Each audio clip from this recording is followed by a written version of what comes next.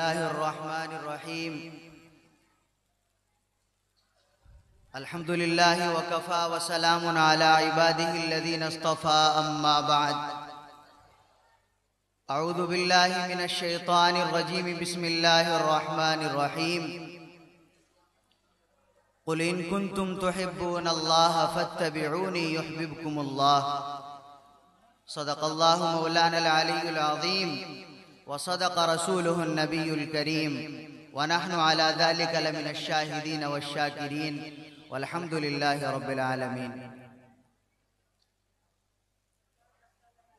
ابھی حضرت ناظم اعلیٰ دامت برکاتہم کے چھوٹے صاحبزادے عزیزہ محمد اظہر نے چند اشعار پڑھے ہیں. مجھے بھی بہت پسند ہے، میں ان کو دوبارہ پڑھنے کی جسارت آپ حضرات کے سامنے کر رہا ہوں. تکرار کے عیوب کو اور عیب کو معاف فرمائے. تیری عظمتوں سے ہوں بے خبر، یہ میری نظر کا قصور ہے. تیری راہ گزر میں قدم قدم، کہیں عرش ہے کہیں طور ہے. یہ بجا ہے مالک بندگی، میری بندگی میں قصور ہے. یہ خطا ہے میری خطا مگر تیرا نام بھی تو غفور ہے. یہ بتا کہ تجھ سے ملوں کہاں، مجھے تجھ سے ملنا ضرور ہے. کہیں دل کی شرط نہ ڈالنا، ابھی دل نگاہوں سے دور ہے.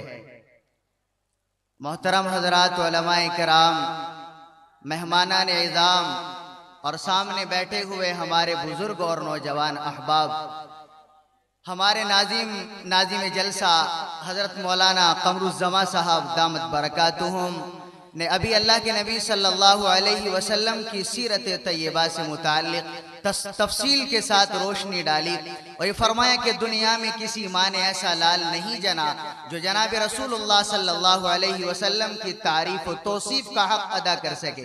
دیکھو، دنیا میں دو ہستیاں ہیں جن کی تعریف بیان کرنا کسی انسان کا کام نہیں ہے. ایک اللہ تعالیٰ کی ذات ہے اور ایک جناب رسول اللہ صلی اللہ علیہ وسلم کی ذات ہے. صحابہ کرام رضوان اللہ تعالی علیہم اجمعین نے اللہ کے نبی صلی اللہ علیہ وسلم کی تعریفات و توصیفات بیان فرمائی ہیں. بے شمار اشعار بھی پڑھے ہیں. خواتین نے آپ کے حلیے کو بیان کیا، آپ کی تعریفات کو بیان کیا، قصیدے آپ کی شان میں پڑھے گئے. لیکن کوئی قصیدہ کسی صحابی کا اور کسی تابعی کا وہ مبالغے پر مشتمل نہیں ہے. ایسا اللہ تعالیٰ نے جناب رسول اللہ صلی اللہ علیہ وسلم کو بنایا تھا. آپ حضرات قرآن پڑھتے ہیں، قرآن میں اللہ تعالیٰ نے ایک آیت نازل فرمائی. قرآن کہتا ہے اعوذ باللہ من الشیطان الرجیم بسم اللہ الرحمن الرحیم وَمَا أَرْسَلْنَاكَ إِلَّا رَحْمَةً لِلْعَالَمِينَ. ہم نے سارے جہانوں کے لیے اللہ کے محبوب صلی اللہ علیہ وسلم کو رحمت بنا کر بھیجا ہے. میں گستاخی کے مرادف یہ کام کر رہا ہوں اور عمل کر رہا ہوں. جلیل القدر علماء اسٹیج کی رونق اور زینت بن چکے ہیں اور میرا بولنا شاید سورج کو چراغ دکھانے کے مترادف ہے، لیکن علماء نے لکھا ہے کل کائنات میں کوئی پیغمبر ایسا نہیں آیا جس کو اللہ تعالیٰ نے کل کائنات کا محبوب بنایا ہو. آپ صلی اللہ علیہ وسلم صحابہ اکرام کے محبوب، انسانوں کے محبوب، حیوانوں کے محبوب، نباتات کے محبوب، جمادات کے محبوب. آگے نکلیے، پانی نے آپ سے محبت کی، ہواؤں نے آپ سے محبت کی، جانوروں نے آپ سے محبت کی اور بے شمار محبت کے واقعات اور داستان عشق کی کتابیں لبریز اور معمور ہیں. اللہ کے نبی صلی اللہ علیہ وسلم کی داستان عشق سے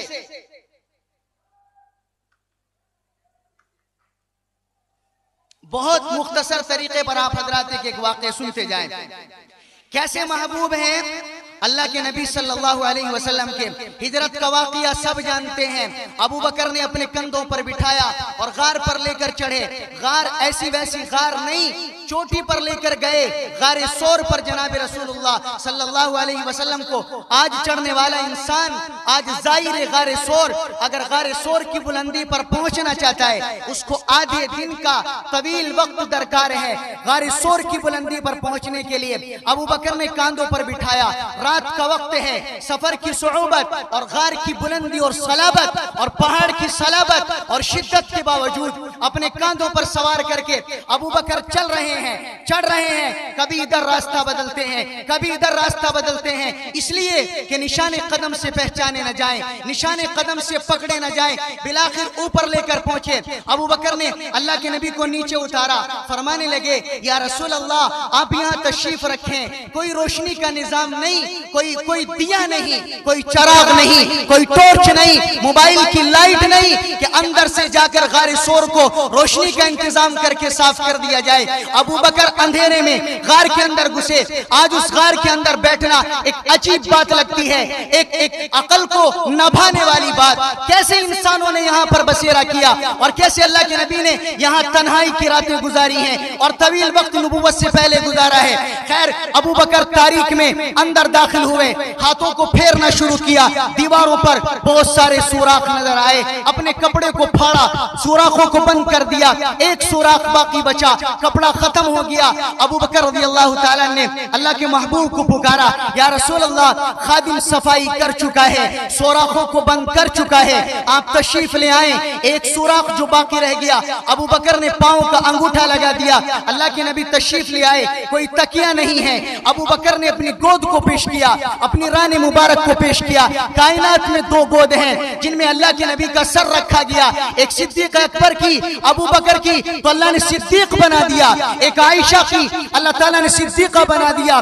اللہ کے نبی آئے، سر مبارک کو رکھا، آرام فرمایا، نیند آ گئی۔ وہ اندر جو ایک سوراخ تھا جس پر ابو بکر نے پاؤں کا انگوٹھا لگایا تھا، ایک زہریلا جانور، ایک روایت کے مطابق سانپ آپ کو ڈنک مارا۔ ابو بکر درد سے تڑپ اٹھے، کرب سے تڑپ اٹھے اور آنکھوں سے آنسو جاری ہو گئے۔ پاؤں کو ہلایا نہیں، حرکت نہیں دی۔ ابو بکر رضی اللہ تعالیٰ نے بالآخر آپ کی آنکھوں سے مبارک آنسو خاموشی کے ساتھ لڑکنے شروع ہو گئے اور اللہ کے نبی کے رخسار مبارک پر جا کے گر گئے۔ اس کو حضرت شاہ ولی اللہ محدث دہلوی رحمۃ اللہ علیہ نے بڑی عجیب بات فرمائی ہے۔ خطیب ایشیا حضرت شاہ عطا اللہ شاہ صاحب بخاری نور اللہ مرقدہ اس کو بڑے عجیب انداز میں فرمایا کرتے تھے کہ واہ بھائی واہ، ایسا لگتا ہے جب میں تصور کی آنکھوں سے دیکھتا ہوں کہ ابو بکر کی گود ایک رحل ہے اور میرے محبوب کا چہرہ انور ایک کھلے قرآن کے مانند ہے کہ قرآن کھلا ہوا رکھا ہے، ابو بکر نے رحل میں رکھا ہوا ہے اور دیدار سے مشرف ہو رہا ہے۔ بالآخر آنسو رخسار مبارک پر گرے، اللہ کے نبی کی آنکھ کھل گئی، فرمانے لگے ابو بکر ما یبکی کا، آپ کو کس چیز نے رلا دیا، آپ کیوں رونے لگے ہو؟ تو اللہ کے نبی سے فرمایا یا رسول اللہ ایک سوراخ باقی بچ گیا تھا، میں نے اس پر پاؤں کا انگوٹھا لگایا ہوا تھا اور اندر سے کسی چیز نے مجھے کاٹ لیا ہے۔ اللہ کے نبی نے لعاب مبارک لگا دیا۔ ایسا عاشق ساری کائنات میں کوئی پیدا نہیں ہوا۔ آنسو گرا ہے رخ رسالت مآب پر، آنسو گرا ہے رخ رسالت مآب پر، قربان ہونے آئی ہے شبنم گلاب پر۔ ایسا انسان پوری کائنات میں کوئی پیدا نہیں ہوا۔ عمر رضی اللہ تعالیٰ ایک اماں نے اللہ کے نبی کی شان میں اشعار پڑھے اور رات کو گنگنا رہی ہے۔ حضرت عمر رضی اللہ تعالیٰ چکر لگایا کرتے تھے، دروازے کو کھٹکھٹایا، اماں دروازہ کھولو، اماں دروازہ کھولو۔ کہا کون ہے دروازے پر؟ کہا عمر امیر المؤمنین۔ کہا اچھا عمر میرے دروازے پر رات کے وقت کیا کرنے آیا ہے؟ کہا دروازہ کھولو، کام بعد میں بتایا جائے گا۔ اماں نے دروازہ کھولا، حضرت عمر نے کہا، حضرت عمر جب اندر چلے گئے، اماں نے کہا چارپائی پر تشریف رکھیے۔ کہا نہیں بیٹھوں گا اس وقت تک جب تک میری تمنا کو پورا نہ کر دیا جائے، جب تک میری خواہش کو پورا نہ کر دیا جائے۔ کہا حضرت آپ بتلائے تو صحیح، میں قربان ہو جاؤں گی آپ پر۔ کہا آپ نے اللہ کے نبی صلی اللہ علیہ وسلم کی شان میں جو اشعار پڑھے ہیں ان میں آپ نے آخری شعر میں یہ کہا ہے کہ میرے محبوب، میرے آقا و مولا، میرے مولا، میرے خالق و مالک، میں نے جس کی محبت میں اشعار پڑھے ہیں مجھے کل قیامت میں اس کے ساتھ جنت میں جمع کر دینا۔ ترمیم کر لے اماں، یوں کہہ لے کہ میں نے جس کی محبت میں اشعار پڑھے ہیں مجھے اور عمر کو اس کے ساتھ جنت میں جمع کر دینا۔ عثمان نے دعوت کی، اللہ کے نبی اپنے گھر سے دولت قضیت تشریف لے چلے عثمان کے گھر، عثمان پیچھے پیچھے اور قدم مبارک کو گنتے جا رہے ہیں، نظر اوپر نہیں اٹھاتے۔ صحابہ نے کہا عجیب عاشق ہے، عجیب کام کر رہا ہے۔ قدم مبارک کو گنتا جا رہا ہے، کیا کام ہے اور کیسا مسئلہ ہے؟ کہنے لگے اچھا آج اس قدر معظم اور معزز ہستی میرے گھر مہمان بننے والی ہے، میں نے قسم اٹھائی ہے، میں نے حلف اٹھائی ہے اپنے مبارک مکان سے میرے مکان تک لے کر جتنے قدم اٹھائیں گے ایک ایک قدم کے بدلے میں ایک ایک غلام آزاد کروں گا۔ علی نے کہا لا ارا قبلہ ولا ارا بعدہ، آپ سے پہلے ان آنکھوں نے کوئی نہیں دیکھا، آپ کے بعد کوئی نہیں دیکھا۔ ایک صحابی رات مفکر ملت نے بیان کیا، عبداللہ بن زید بن عبد ربی اپنے کھیت مبارک کام کر رہے ہیں، کدال ہاتھ میں ہے، آپ کا بیٹا آیا کہنے لگا ابو جان اللہ کے نبی چلے گئے، ہمیں چھوڑ کر چلے گئے۔ تو انہوں نے کدال نیچے رکھی، ہاتھ اوپر اٹھائے، اس کو شاعر نے کہا ہے چھین لے مجھ سے نظر اے جلوے خوشروئے دوست، چھین لے مجھ سے نظر اے جلوے خوشروئے دوست، میں کوئی محفل نہ دیکھوں اب تیری محفل کے بعد۔ اے میرے مولا میری آنکھوں کو سلب فرما لے، بینائی کو ختم فرما دے۔ بچوں نے عشق کیا۔ ایک صحابی رسول حضرت عبد الرحمن بن عوف، ان کا بھی رات تذکر آیا، بڑے مالدار صحابی، جنگ بدر، عجیب میدان بپا، ادھر معوذ ادھر معاذ، کہنے لگے ادھر جوان ہوتا تو میں کھل کے حملہ کرتا، ادھر جوان ہوتا تو میں کھل کے حملہ کرتا، لیکن ادھر دیکھا تو بچے نظر آئے۔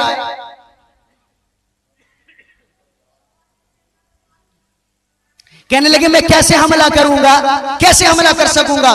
تو معوذ اور معاذ نے سوچا شاید ہمیں کمزور سمجھ رہے ہیں، تو حضرت عبد الرحمن سے سوال کیا چچا جان ابو جہل کو بتائیں، کم بخت ابو جہل کو بتائیں کہاں ہیں؟ آپ کیا کرو گے ابو جہل کا سنا ہے وہ خاتم المرسلین صلی اللہ علیہ وسلم کی شان میں گستاخیاں کرتا ہے، اس کی زبان سے نازیبہ کلمات نکلتے ہیں۔ آپ بتائیں چچا جان ہم نے قسم کھائی ہے کم بخت کا سر تن سے جدا کر دیں گے، یا تو وہ گھر واپس نہیں جائے گا یا ہم گھر واپس نہیں جائیں گے۔ کہا وہ اونٹ پہ سامنے کھڑا ہوا ہے جو ہدایات دے رہا ہے وہی کم بخت ابو جہل ہے۔ دونوں بھائی شیر کی طرح جھپٹے، تلوار میان سے نکالی اور شیر کی طرح جھپٹ کر کے اس کی گردن پہ حملہ کیا اور اس کو خون میں لت کر کر زمین پر لٹا دیا۔ ایسا عشق کیا۔ ایک بچی اسما، ابو بکر کا پورا گھرانہ ہجرت کے موقع پر میرے نبی کی خدمت میں اہلیہ کھانا بناتی ہے اور آپ کی بیٹی اسما غار سور تک کھانا لے جاتی ہے۔ آپ کے بیٹے عبد الرحمن سارے دن مکے کے حالات کا جائزہ لے کر رات کو غار سور میں آپ کو حالات جا کے سناتے ہیں۔ آپ کے غلام فہیرہ سارے دن بکریاں چراتے ہیں، دودھ جا کر کے غار سور میں پیش کرتے ہیں۔ اسما کو ایک دن ابو جہل نے پکڑ لیا، کہا اسما کہاں تیرا باپ ہے؟ جہاں تیرا باپ ہوگا وہیں محمد عربی ہوں گے، بتا تیرا باپ کہاں ہے؟ تو اسما نے کہا ابو جہل معلوم ہے جھوٹ نہیں بولوں گی، مجھے معلوم ہے میرا باپ کہاں ہے، یہ بھی معلوم ہے آقا مدنی کہاں ہے، میرے محبوب کہاں ہے، لیکن نہیں بتاؤں گی۔ ابو جہل نے کمبخت نے تھپڑ مارا اور وہ معصوم بچی زمین پر گری، سر چٹان پر لگا، خون کا فوارہ نکلا، وہ کھڑی ہو گئی، بالوں سے پکڑ کر ابو جہل نے کھڑا کیا، کہا بتلا دے تیرا محبوب کہاں ہے، آقا مدنی کہاں ہے، بتلا۔ حضرت اسما نے کہا یہ ایک ننھی سی جان ہے، اس کو تو لے سکتا ہے، تیرے اندر طاقت ہے، تیرے ہاتھوں میں زبردست طاقت ہے، لیکن اس بچی کے ایمان کا اندازہ شاید ابو جہل کی پوری جمعیت نہیں لگا سکتی کہ ایک بچی اپنے محبوب کے بارے میں اپنی جان گوارا تو گوارا کر سکتی ہے لیکن محبوب کا پتہ بتانا گوارا نہیں کرے گی۔ ایک اللہ کے نبی صلی اللہ علیہ وسلم کیسے جمادات کے محبوب، آپ نے فرمایا احد جبل یحبنا ونحب، احد ایک پہاڑ ہے وہ ہم سے محبت کرتا ہے، ہم اس سے محبت کرتے ہیں۔ اللہ کے نبی منبر رسول جب تک نہیں بنا تھا اور مسجد نبوی میں کوئی منبر نہیں تھا تو ایک کھجور کا تنا تھا غالباً، تو اس پر ٹیک لگا کر آپ خطبہ دیا کرتے تھے۔ تو حضرت تمیم دادی رضی اللہ تعالیٰ نے اسلام قبول کیا تو منبر بنا کر پیش فرمایا کہ یا رسول اللہ اب اس پر خطبہ دیا کریں۔ کہا اچھا بہت اچھی بات۔ اللہ کے نبی جمعے کا خطبہ دینے کے لیے منبر پر چڑھے تو صحابہ نے دیکھا ایسے کوئی رونے کی آواز آ رہی ہے جیسے کوئی بچہ بل بلا رہا ہو، ایسے کون رو رہا ہے؟ صحابہ حیران کہاں سے آواز آ رہی ہے؟ اللہ کے نبی منبر سے نیچے تشریف لائے اور وہ تنا جس پر آپ ٹیک لگا کر خطبہ دیا کرتے تھے اس کو اپنے سینے سے لگایا۔ صحابہ اکرام سے آپ نے ارشاد فرمایا کہ اس تنے کے رونے کی آواز تھی، یہ تنا زبان حال سے نہیں زبان قال سے ہی کہہ رہا تھا کہ اب تک میرے اوپر ٹیک لگا کر آپ نے خطبہ دیا، اب آپ کے لیے منبر بنا دیا گیا، آپ کی جدائی مجھے برداشت نہیں ہو سکتی، اس لیے رو رہا تھا۔ حضرت ابو بکر کے گھر 2 پتھر تھے، ایک کا نام تھا متکلم، ایک کا نام تھا متقی۔ اللہ کے نبی جب ابو بکر کے گھر آتے تھے، ایک پتھر آپ کو سلام کرتا تھا، ایک پتھر سے آپ ٹیک لگا کر بیٹھا کرتے تھے۔ ایسا عشق جانوروں نے اللہ کے محبوب سے عشق کیا۔ ایک اونٹ والا آیا، کہنے لگا یا رسول اللہ میں اپنے اونٹ پر سامان لاد کر یہاں سے وہاں لے جاتا ہوں، لیکن عجیب اونٹ ہے، میں کھانے دانے کا خیال رکھتا ہوں، چارے کا خیال رکھتا ہوں، اور رات کو جب میں لیٹنے کے لیے جاتا ہوں اور سو جاتا ہوں تو عجیب غمناک آواز نکالتا ہے، یا رسول اللہ میں اونٹ کی شکایت کرنے کے لیے دربار رسالت میں حاضر ہوا ہوں۔ تو اللہ کے نبی نے فرمایا مدعی کی بات سن لی گئی، مدعی کی بھی تو بات سنی جائے گی نا، اونٹ کو برا کر لاؤ۔ اللہ کے نبی نے قاصد بھیجا، علماء نے لکھا ہے اونٹ انتہائی ادب و احترام کے ساتھ چلتا ہوا آیا اور آ کے ایسے بیٹھ گیا جیسے قاعدے میں بیٹھا جاتا ہے، جیسے تحیات میں بیٹھا جاتا ہے، اور بیٹھ کے اللہ کے نبی نے فرمایا کیوں بھائی تیرا مالک تیری شکایت کر رہا ہے، کیا تم غمناک آوازیں نکال کر اس کی نیند کو خراب کرتے ہو؟ کہا یا رسول اللہ مالک بالکل صحیح فرماتا ہے کہ میں غمناک آوازیں نکالتا ہوں، لیکن یا رسول اللہ دلیل تو سن لے، اس نے اپنا معاملہ آپ کے سامنے پیش کر دیا، میرا معاملہ بھی تو سن لے۔ یا رسول اللہ یہ دن کے تھکے ہوئے آتے ہیں، رات کو مغرب کی نماز کے بعد بستر استراحت پر آرام کے لیے لیٹتے ہیں، مجھے ڈر ہوتا ہے کہیں نیند غالب نہ آ جائے، کہیں اللہ کا فرض نماز عشاء چھوٹ نہ جائے، اس لیے میں اللہ سے ڈر کر کے غمناک آوازیں نکالتا ہوں کہ میرے مالک اٹھ جا، اپنے مالک کے حکم کو پورا کر لے، کہیں ایسا نہ ہو عشاء کی نماز قضا ہو جائے اور اللہ کے دربار میں مجھے بھی طلب کر لیا جائے کہ تو اس کے پاس بیٹھا ہوا ہوتا تھا، کیا تو نہیں جگا سکتا تھا اس کو؟ اس لیے یا رسول اللہ میں اس لیے غمناک آوازیں نکالتا ہوں۔ ہرن کا واقعہ، پانی کا واقعہ، چیل کا واقعہ، سانپ بچھو کا واقعہ، ایک ایک واقعہ ایسا ہے جو اللہ کے نبی صلی اللہ علیہ وسلم کے ساتھ کل کائنات کی ایک ایک اشیاء کی اعلیٰ درجے کی محبت اور شدت کی غمازی کرتا ہے، اور جیسا کہ اللہ تعالیٰ نے حکم بھی دیا ہے۔ ہمارا وقت بھی شاید پورا ہو چکا ہے۔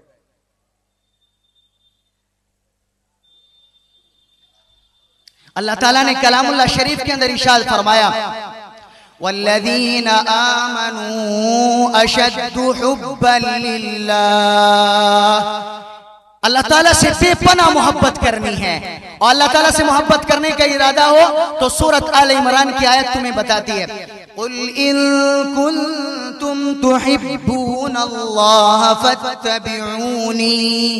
فَاتَّبِعُونِي يُحْبِبْكُمُ اللَّهُ۔ اگر اللہ سے محبت کرنا چاہتے ہو کامل طریقہ میرا اپنا لو، میری سنت کو مضبوطی سے تھام لو، اللہ تمہیں اپنا محبوب بنا لے گا۔ اس لیے آؤ عہد کرتے ہیں کہ سارے عالم کی ایک ایک مخلوق نے جس سے ٹوٹ کر محبت کی ہے، ہم بھی اپنی باقی ماندہ زندگی کو انہی کی محبت میں سرشار ہو کر گزارنے کا عہد کریں۔ اللہ تعالیٰ جو زندگی سنت کے خلاف گزر گئی اسے معاف فرمائے، آئندہ مطابق سنت زندگی گزارنے کی توفیق نصیب فرمائے۔ عجب چیز ہے۔